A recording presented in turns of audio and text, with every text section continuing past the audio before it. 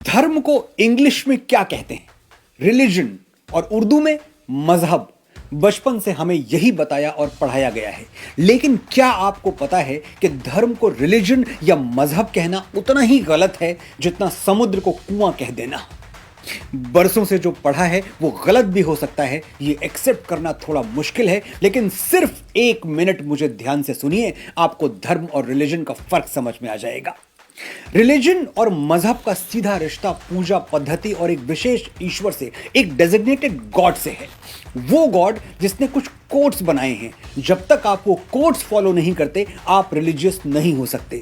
जैसे नमाज और कुरान पढ़े बिना, रोजा या ज़कात में विश्वास किए बिना आप मुसलमान नहीं हो सकते।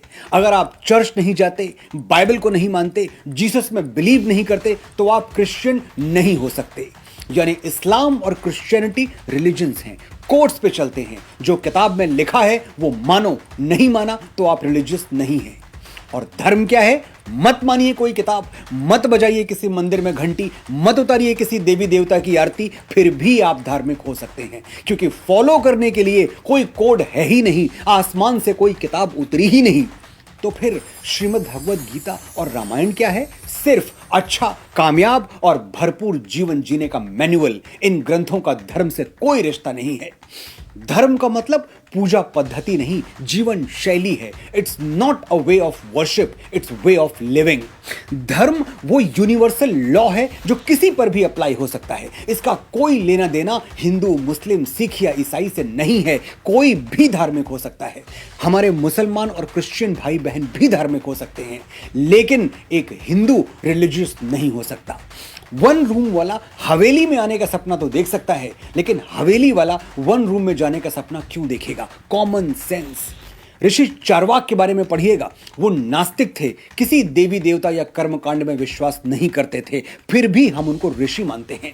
गौतम बुद्ध ने तमाम सनातन परंपराओं को ठुकरा दिया, और सनातन ने क्या किया? उनको 9वां अवतार कह के अपना लिया। ये है धर्म।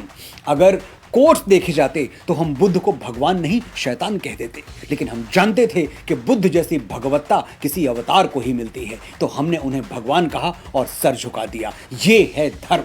लेकिन धर्म को डिफाइन कैसे करेंगे? सिंपल डेफिनेशन, जैसे मनुस्मृति ने किया है। धृति, क्षमा, दमोस्तेयम, शौचमिंद्रिय निग्रह, धीर विद्या, सत्यम, क्रोधो, दशकम धर्म लक्षणम।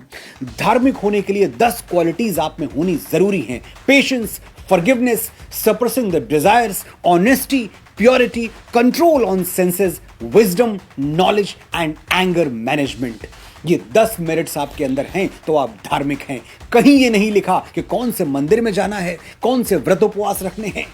मैं डिक्शनरी छापने वाले देश के सभी पब्लिशर से ये रिक्वेस्ट करता हूं कि आने वाले एडिशंस में सुधार करें और धर्म को धर्म ही रहने दें, उसे रिलीजन ना बताएं। जैसे राम राम है, कृष्ण कृष्ण है, गंगा गंगा है, वैसे ही धर्म धर्म है। As simple as that. ये डिक्शनरीज तो खैर जब बदलेंगी तब बदलेंगी। आप अपनी भाषा और सोच अभी से बदल सकते हैं। आप धर्म के विशाल समुद्र में तैरना चाहते हैं या रिलीजन के कुएं में फुदकना, ये फैसला मैं आप पर छोड़ता हूं।